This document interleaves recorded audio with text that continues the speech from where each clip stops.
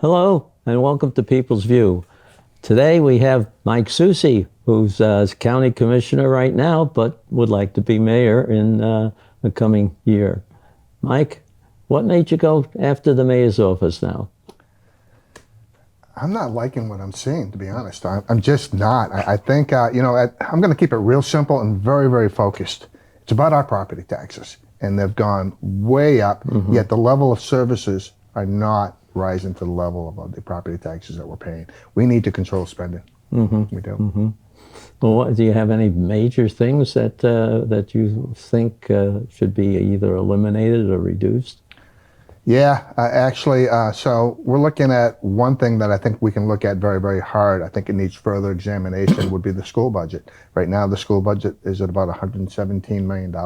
It keeps going up, but yet I went back as far as 2011. We're losing an average of 1.4% of our students per year, like 124 students per year. So why does that budget keep going up? Right. And why did we spend or bond $118 million for the new Brian McCarthy school? And I get some of it's going to Pennachuck and Fairgrounds, but that's a lot of money when they're talking about closing elementaries. Yeah, I don't get it. Yeah, so we can start there, and then we can start at the surplus that comes back. Typically about $8, $9, $11 million.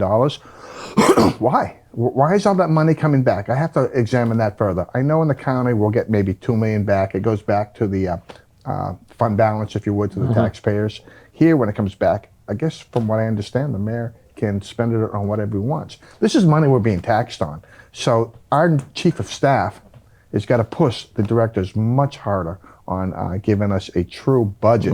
So right there, we can probably save $6, $7 million. So you also have a lot of things that they've done, like the Arts Center and... You want to talk about that for a moment? All right. The Performing Arts Center. Okay, it's academic. Yeah. We got a Performing Arts Center. And I wish it all the success in the world. I'd like to catch a show myself. But it was done in such a non-transparent way. And for example, when it came out, I think around 2018, we were supposed to raise $4 million, right? And we're going to bond $15.5 million. People were a little worried about bonding $15.5 million. Well, you're about to be horrified after what I tell you, okay?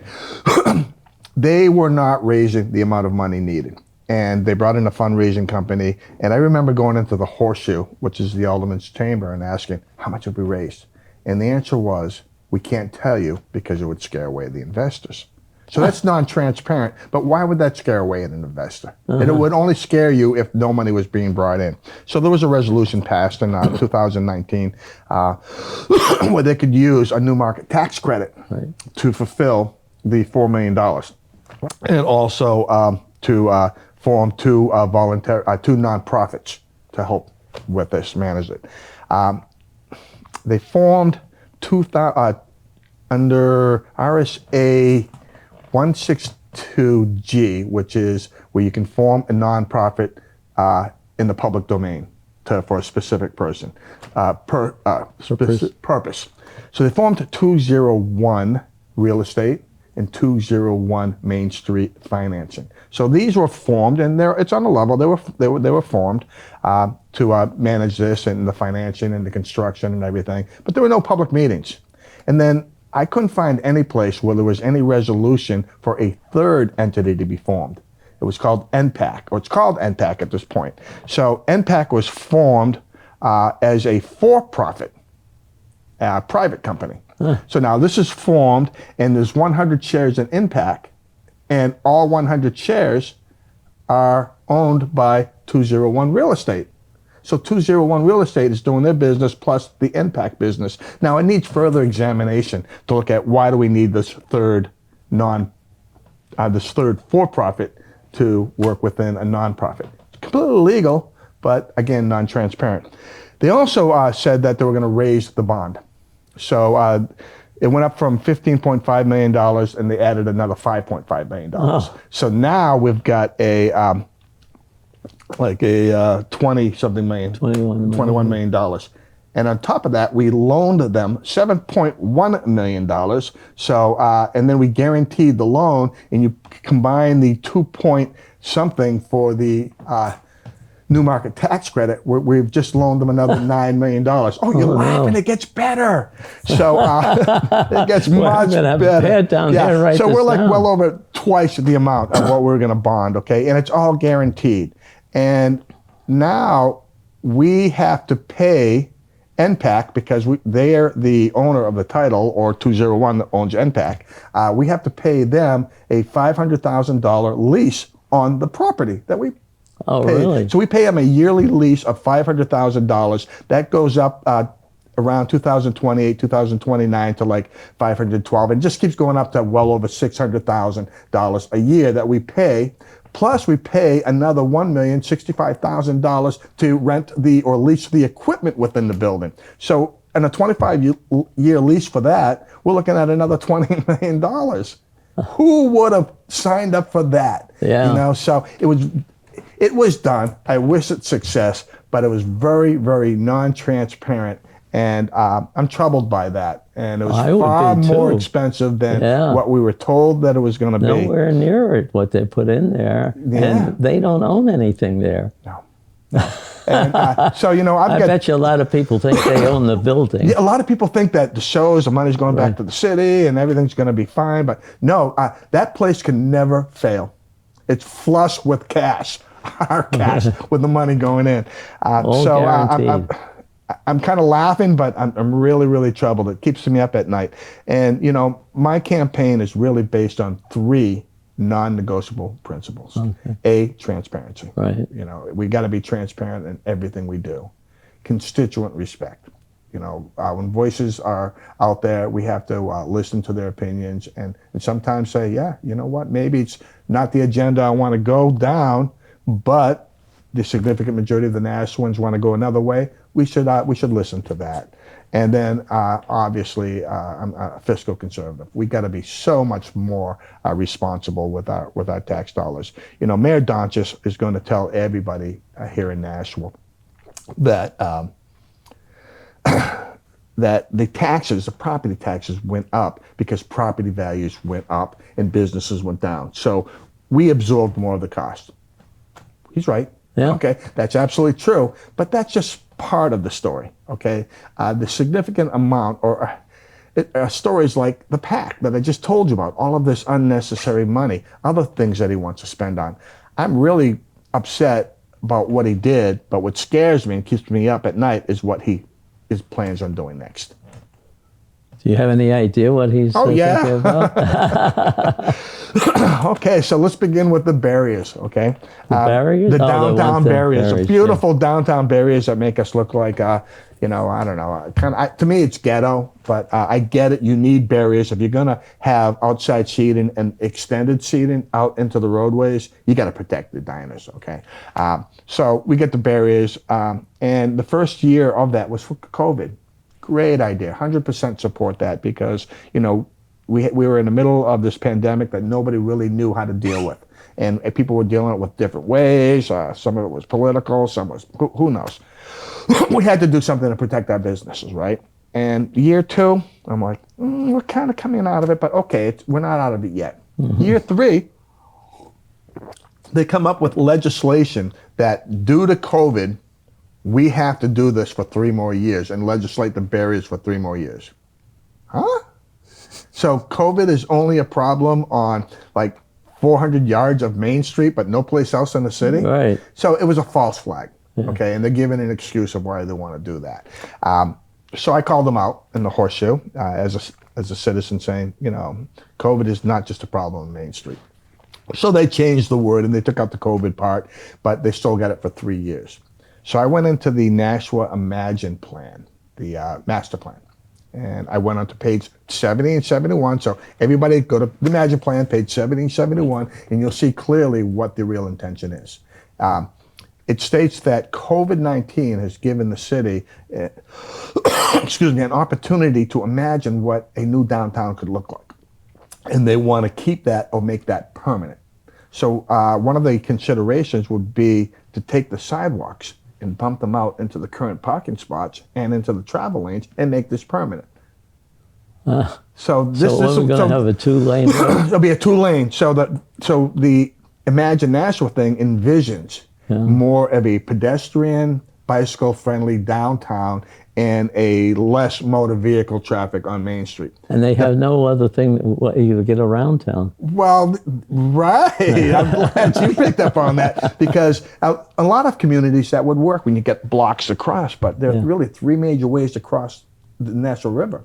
Main Street, the new bypass, who's going to want to cross that bypass or go into there now that we tore down 60 buildings and put up 217 more, plus the workforce housing. It's going to be crowded in there. And then the highway. So, no, that's not going to work. And is that a priority for cost? No. Public safety, we're going to get delayed public safety responses. We're seeing that now. Both chiefs, police and fire, have indicated that it delays that and the crossing. And now, if we have to call the green experiment out there too, less traffic, they would imagine to be less, carbon and all that, and less pollution. But really what you're going to have is you're going to have traffic sitting in traffic causing all of that. So, yeah, I just can't see what he's thinking on wanting to do that. But did you know that before I just told you? No. No, because it's not transparent. Right. You have to go looking for this stuff. I know he doesn't. I know he had a plan, but I never knew it was that extensive. Right. And it looks like they haven't listened to anybody about potential problems. Well, they don't, and so this is where I get my constituent respect part over there.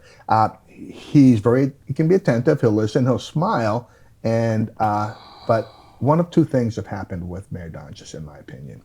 A, he can't see, hear, or feel the pulse of the city of what people want, or he just stopped caring and he's going to move forward with this agenda.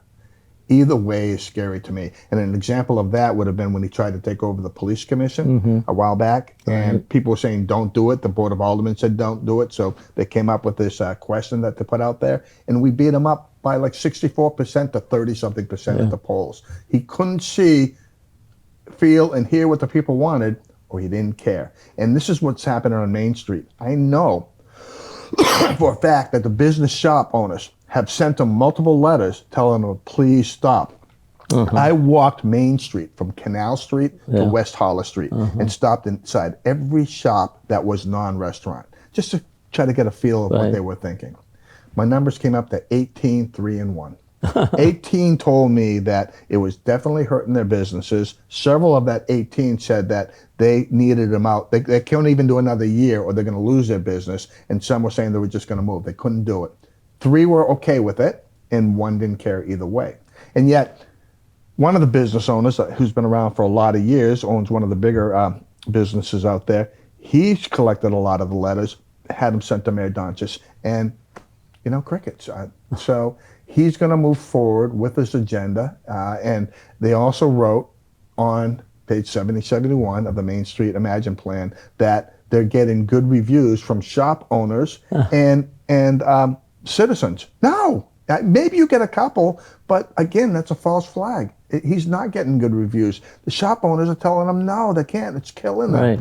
It's going to turn into just restaurants down there at some point. And where's the parking? Where are people going to park? They say that a quarter mile is acceptable, maybe for us young and healthy guys, right? But there are a lot of people who are handicapped who don't, well, you got a few handicapped spots, but who can't, walk that far or don't want to on the hot days or the cold days. It's not acceptable.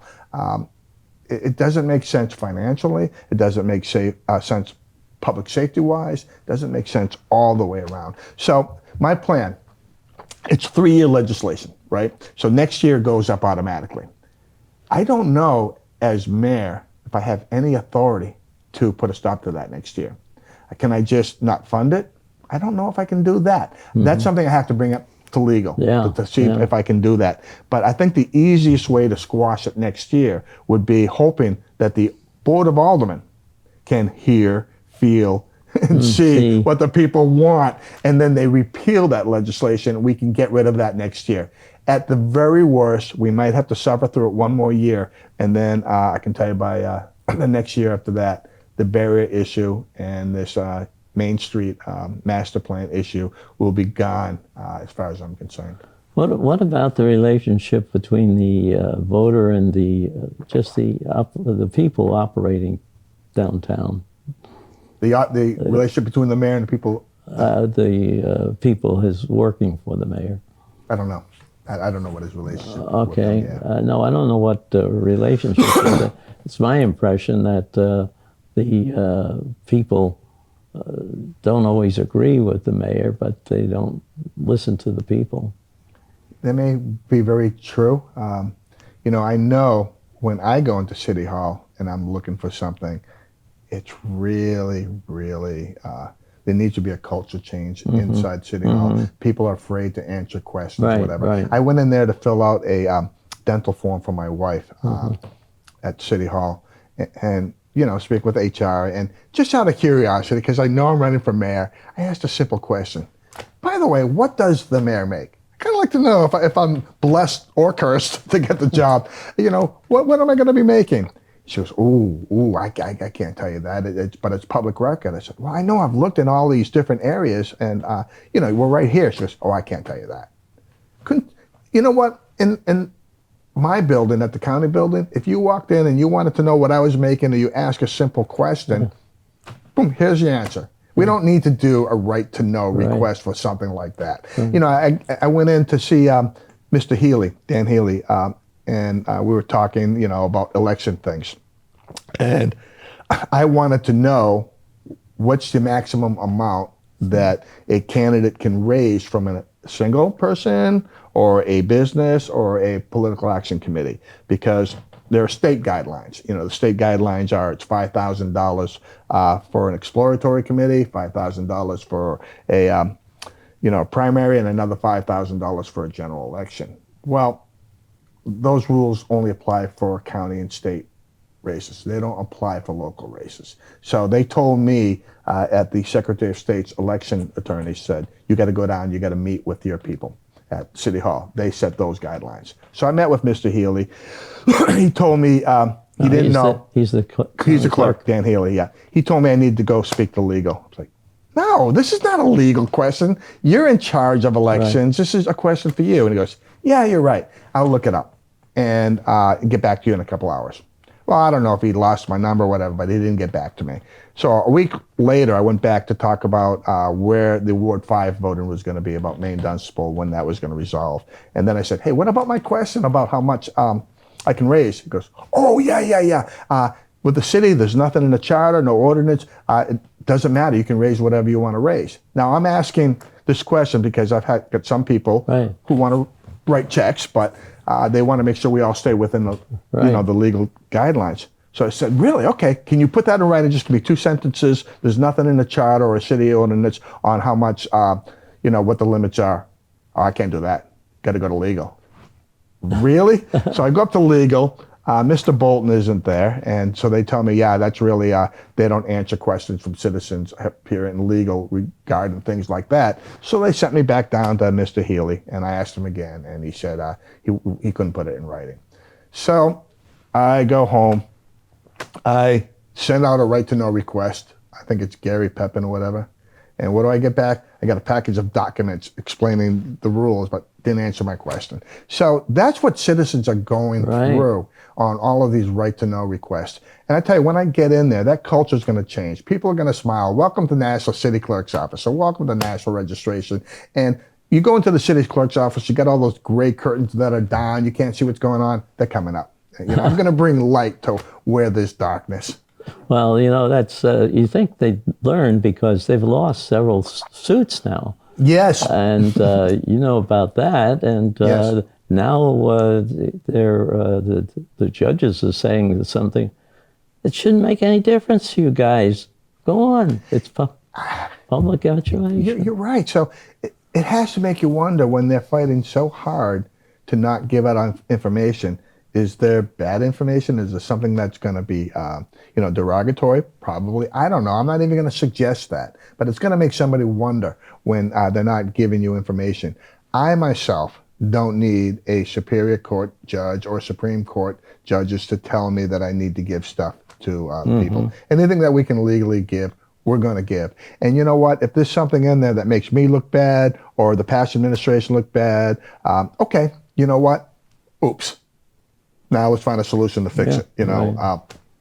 But yeah, we have to, this is what people want. The two biggest issues that people are telling me, A, property taxes, out of control, and transparency. And then they want to be heard. The constituent respect, they want to be heard. You know, so you see in all of my paperwork, I get this beautiful little fleur-de-lis, which is part of my culture, but each lily in that fleur-de-lis represents one of my non-negotiable principles of constituent respect, of you know, transparency, and being a fiscal conservative with the people's money. Yeah, yeah. And I think you have a happier workforce too that feels comfortable with they have to do the interaction. They have to tell them, no, we can't do this for you. And I think it comes from the top, where when you can't get answers from people, that people are probably worried about saying the wrong thing. I think it's just at the very top. Do I know that for a fact? No, but I've watched the culture change in there from a lot of years, and I'm going to want people who work there to be happy to work there and to do their jobs. And don't go asking my corporate attorney questions that you can do in yourself. Don't be asking me. Just do your job. It's not, if you make a mistake, okay, we'll get through it. You know. Are you going to get out? I mean, this mayor now has little places that he meets with people and stuff like that. To me, it's more of a show than a do. But but it's good. Are you going to be doing something like that? Yes. Well, so the first one we did was actually at Family Pizza and Roast Beef off of by Captain's Corner. We had a lot of people show up. In fact, you showed up. That went off very, very well, I thought. But we do need to do more of that. But you got to remember, when I came into this campaign, I decided to run 3 days before my wife and I took off for Portugal. So we did the paperwork. We took off to Portugal, and we came back on July 11th. And I needed a day of rest. July 12th, we went to work. So we had a web page to develop. We have a lot of paperwork to do, all the palm cards, order signs, get signs out, come up with policies that we want to do. So a lot of work. We've accomplished a lot in a short period of time. Now we're going to talk about more events. There's one I'd like to do at a downtown business, calling it Smoke This Election, so you can probably guess where we might be going. Have a cigar or two. I've got to meet with those people, very, very friendly people there. And maybe we'll do some breakfasts too. But we're going to go out. We got to meet people and expand our base. Something, too, that might add a little bit of joy or fun, not just political things, just getting people and saying, you're having the staff there and you have questions. Yep. Here we are. Yep. We've got the whole staff here. Yeah. We're right now, we formed initially a private Facebook page. We get the web page, I think, up and running. The private Facebook page, I was really kind of concerned about, do I want to go on Facebook or not? Because, that can spiral down into the toilet quite quickly. So it's a page where we don't discuss issues or anything. It's just our supporters. We're about maybe 900 on that page right now, where we can tell people, hey, we need people to go here, people to put signs here, we're going to do a sign wave or whatever. It's an organizational page. Tomorrow we'll be actually setting up a public page where people now, we're going to expand through the entire universe, I guess, where anybody can see what we're doing here in Nashua and try to get our name out, because it's hard. It's hard getting... it's hard communicating with the people. You don't know how many people use that. I know a lot of the stuff that I'd like to know probably wouldn't be on there. Right. But, the way to get the people to know your operation is to get something that's a social contact. Yes, I agree. And I think that might be helpful all the way around. Yep, I agree. I definitely agree. What new ideas do you have? What would you like to see the city do that they haven't done in years? That they haven't done in years? You have the experience. Yeah. I'm going to be very, very honest on this. I'm not the type of guy that's going to make promises that we're going to do this or that on day one. There's a lot to do. And the first thing is to have our transition team and put in the team that we want in there. And then, yeah, there's a lot. I got to tell you, I'm 100% sure that we're going to have to add 3 or 4 more police officers. I know it because I remember being a police officer in Nashua working the Central Street area. You did not have time to do any proactive policing when you worked that route. It was all reactive, call after call after call after call. And now they just built, I don't know, do you know, Carl, how many workforce apartments that they have back over there? No, I don't. A lot. It's big, right? Or about 4 stories. And then they took down the 60 Bronstein apartments and put 217, and then you add the bypass and all the traffic and congestion and the calls. They're going to have to increase that police budget to some extent. But I'm going to be able to mitigate that, I believe, by taking money from other sources where, you just got to look at it. So you're worried about having something from the work, some amount of people that are being making problems. Well, yeah, I mean, so anytime you get a big, heavily urbanized area and a lot of people, there are going to be more problems, more things to deal with.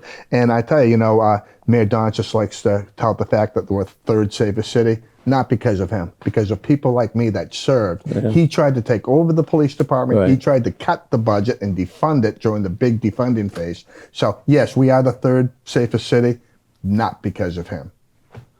Well, one of the things that concerned me is that I saw some of these things that are happening down there. One night, I guess it was around 10 o'clock, and there were 6 cop cars lit up right there, and I still don't know what happened. But it was there for well over an hour, and then we had some shooting incidents. Yeah, and have you heard from the mayor anything about it? No. Or at the end, he's hiding it.